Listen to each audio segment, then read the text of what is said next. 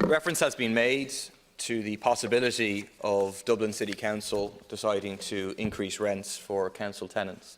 Well, in South Dublin County Council, they've already decided to do that.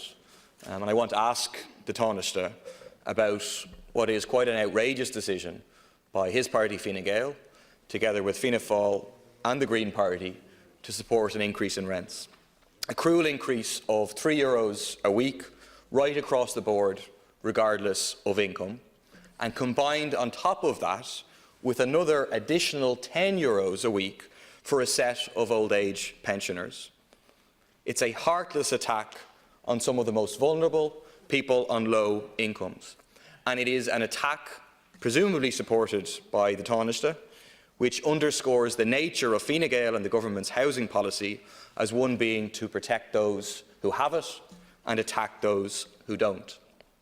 Last Saturday, I think, the Taoiseach, not for the first time, declared that opposition to the government's position on housing, or criticism of the government's approach on housing, is ideological, unlike the government's position. In the Dáil on Tuesday, he argued that anyone who is opposed to giving away public land to private developers has an ideological position, whereas you have no ideology at all, just a bunch of pragmatists doing your very best to resolve the crisis, and who have purely accidentally stumbled into a situation where you preside over the greatest level of homelessness and housing crisis in the history of the state, at the very same time as the highest levels of rents, the highest levels of profits for landlords and developers. It's an approach to ideology seen by the kings and the queens in the past, who ruled the world but didn't say we have a feudal ideology that justifies why we rule. No, they had a divine right to rule. Just like you believe that the market has a divine right to rule and that landlords and developers have a divine and constitutional right to maximise their profits. But those who benefit from your ideology are extremely obvious.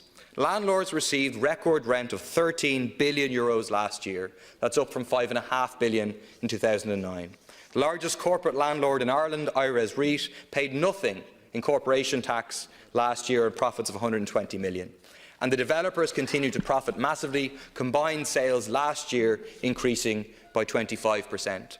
And the losers are everybody affected by the housing crisis. The tenants affected by the over €2,000 a month rent in Dublin, the young people who can't afford a home, families struggling to access mortgages. But now there's a new victim in terms of council tenants who on an annual basis will be hit by €156 extra, and for those pensioners taxed by €676 per year. Do you agree with this attack, Taoiseach?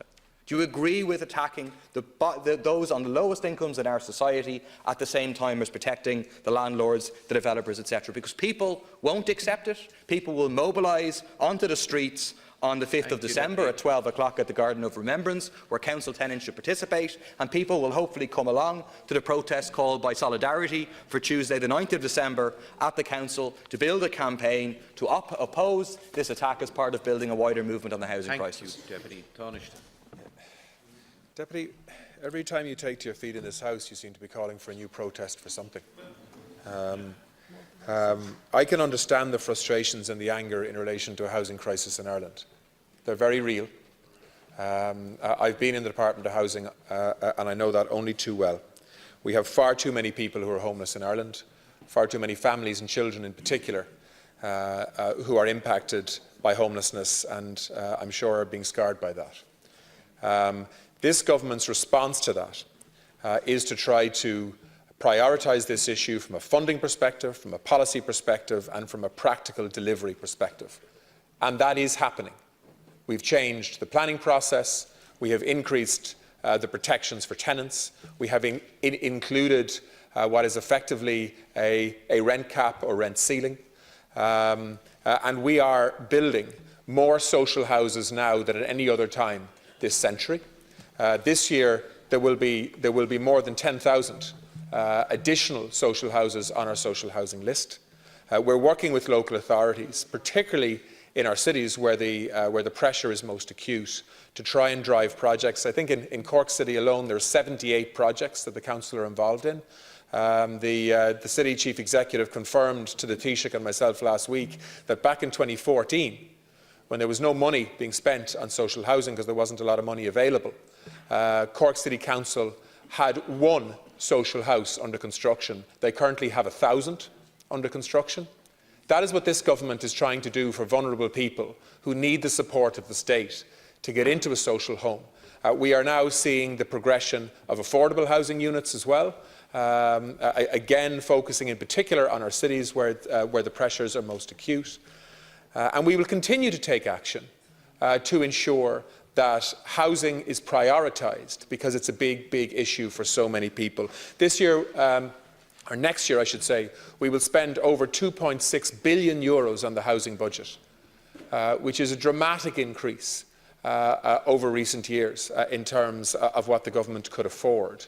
So, Deputy, we are not targeting anybody except trying to help people who are in difficult circumstances, many of them in temporary accommodation, which is not suitable for long-term accommodation, to get people into homes that they can have stable lives in with the supports of the state. And we are making progress on that, but there's still a lot of work to do. Thank you, Taoiseach. Deputy Murphy. Taoiseach, you didn't even attempt to answer the question.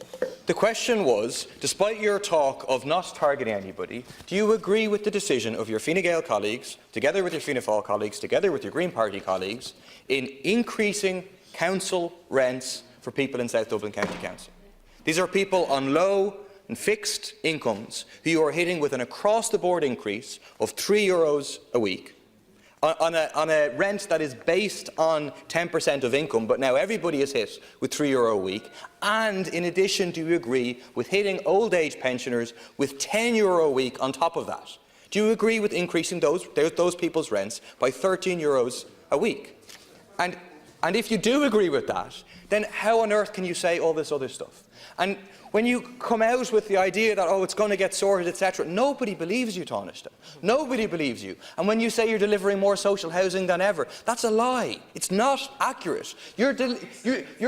No, because you have reframed what social housing is. You think that giving money to private landlords amounts to providing social housing. Tell us how many local authority housing you're building. Tell us how many local authority housing you're building. And the final thing I'll say is, yes, people are right to be angry. You know, there's over 65,000 people in a Facebook group organising for this protest on the 5th of December. They're ordinary people. They're not people organised in any political party. They're angry. They're right to come out and protest. It's the only thing that will force you to do anything to resolve the housing crisis.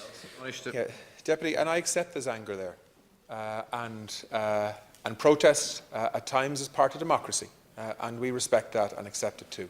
And there's been a lot of protests, and understandably, in terms of the need to resolve what has been a housing crisis for a number of years now.